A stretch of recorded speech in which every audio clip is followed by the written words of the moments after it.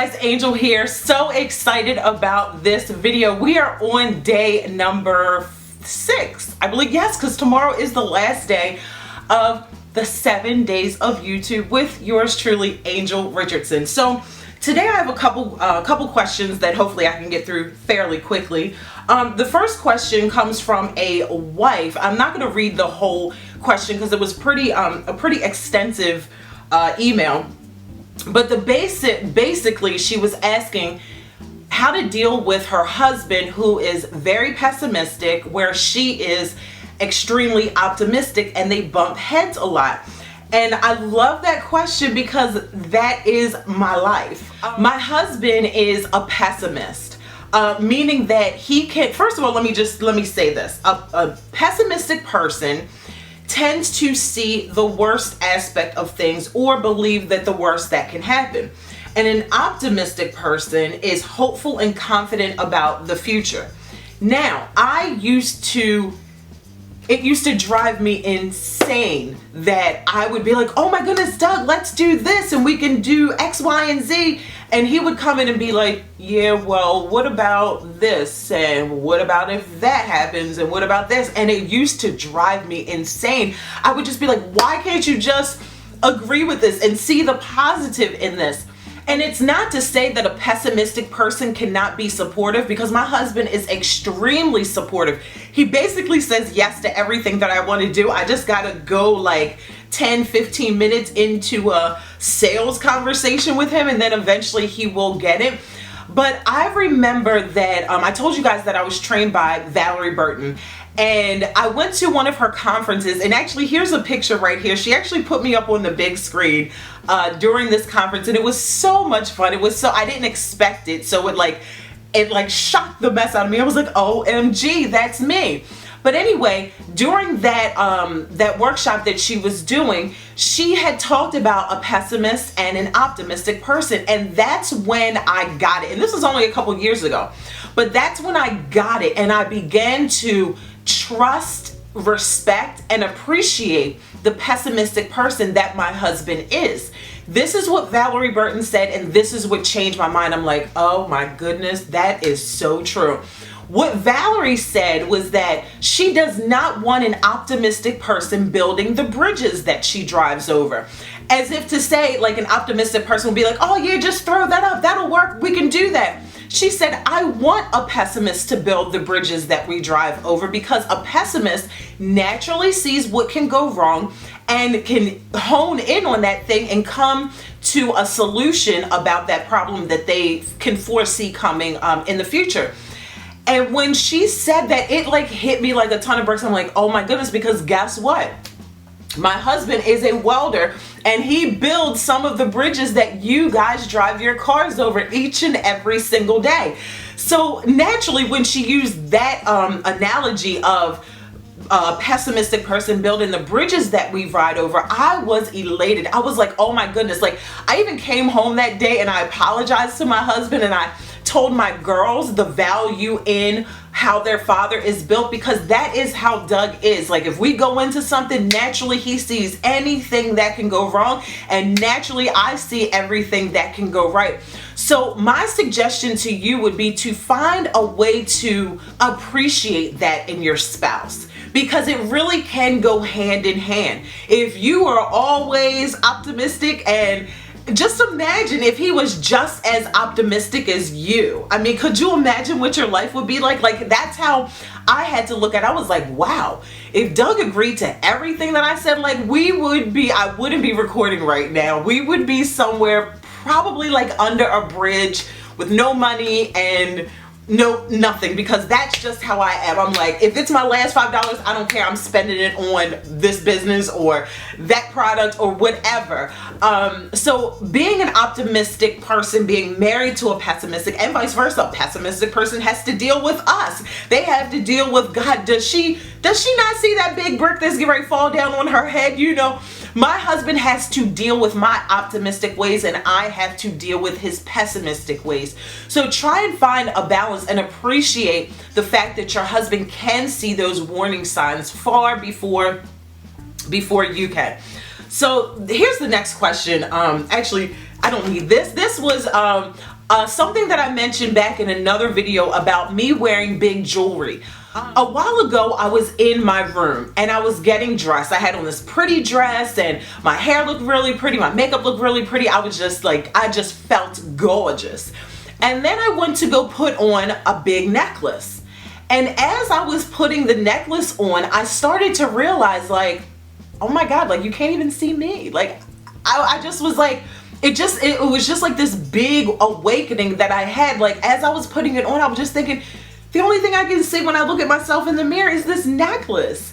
And so I took the necklace off and I didn't wear any necklace.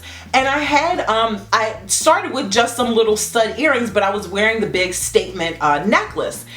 And I took it off and this is what I realized. Now, this is not to say that everybody that wears big jewelry feels this way. This was my aha moment. This is my life.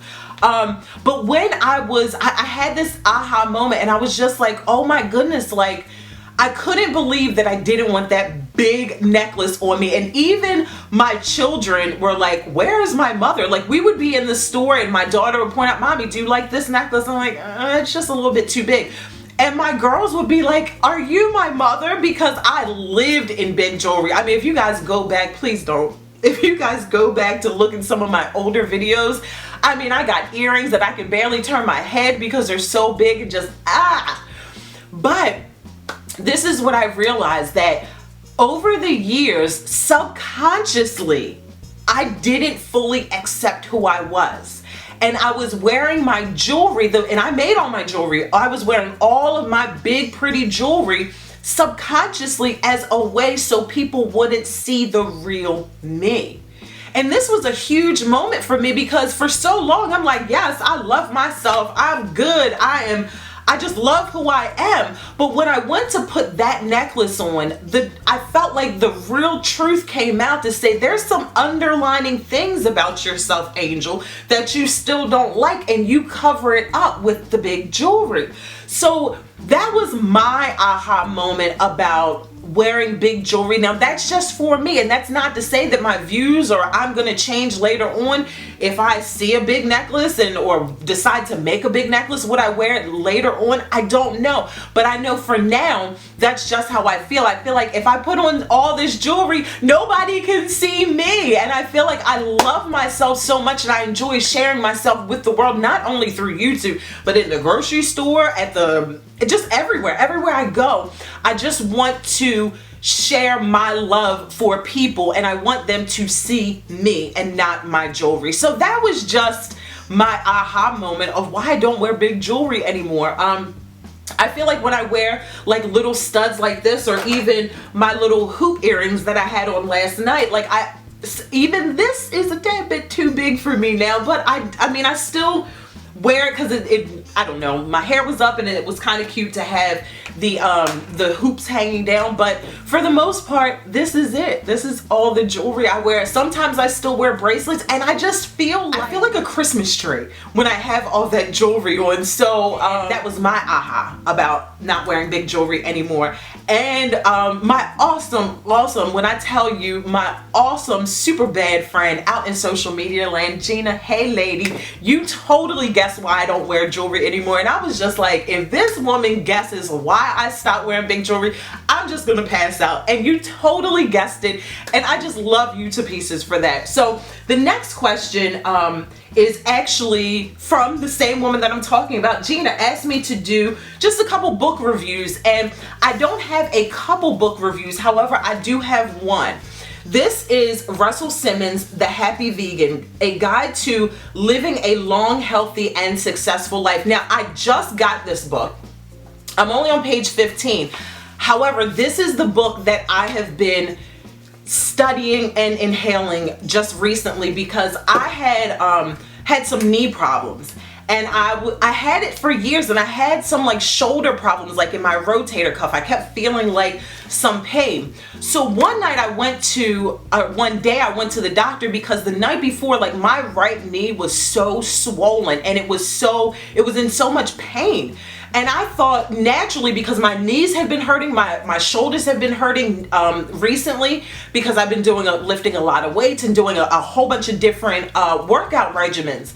And so I just chalked it up to, I don't know, maybe I'm exerting myself too much, or maybe I need to slow down. I'm not my musclehead brother, so Angel put some of them weights down. But it wasn't that. So that night the next day I went to the doctor because my knee was so swollen. Well, come to find out that the doctor told me that I had gout. I'm like, what? I have what? I've got what? Like, I'm just sitting there like, I got what? I got what? Like, I thought only older people got that type of arthritis, and what? I got gout. So I'm like, oh my God, I got the gout. What am I gonna do? Like, I was like, oh my goodness, I got the gout. What am I gonna do? So naturally, my doctor gave me some medication to help with the swelling, to bring the swelling down and the inflammation, and to get rid of the pain. And he also said, you know, when you eat certain foods like meat products, you may want to take one of these pills afterwards. And I'm thinking to myself, I eat some meat and then I take this pill. So the meat is causing me to take this pill. And I'm like, no, I need to stop eating the meat so I don't have to take this pill. And so he didn't tell me to stop eating meat. I just did 1 + 1 is 2. And look, y'all, I told y'all I failed the ninth grade 3 times. I am no mathematician. But if you eat meat and your body hurts, that's 1 + 1 = 2. I was like, I'm cutting out the meat. That just doesn't make any sense. Because if the meat is hurting my body like this in ways that I can feel, what is it doing in ways that I cannot feel? And so I just went to the good old Mr. Russell Simmons himself. So I've been reading this book. I'm going to put this book in the description box below for those of you who also want to read this book and study it. If you guys want me to come back and do another video about this, like after I finish the book or whatever, let me know in the comment section below. I'll come back and do more. But I have also been inhaling a lot of videos that cater to people that eat food without any meat in it. So it's been different. It's been a little bit like, gosh, what do I eat today? Because I'm so used to eating, you know, the typical American foods that my household eats on a regular basis. So that's been a little bit challenging. So I've been living on Pinterest a whole lot and trying to just get different foods. And it's been a little bit fun. Cooking is not my thing. I don't like cooking. However, knowing the food that I'm putting in my body now is nourishing my body and it's not causing me to have the gout, like, I just feel better. So I'm excited for this journey of being a meatless eater. And that's pretty much it, guys. We got one more day. Not to say that I'm never coming back to YouTube, but I am gonna take a break. And but I love you guys so much, and I'll see you guys tomorrow in the last video for the 7 days of YouTube with Angel Richardson.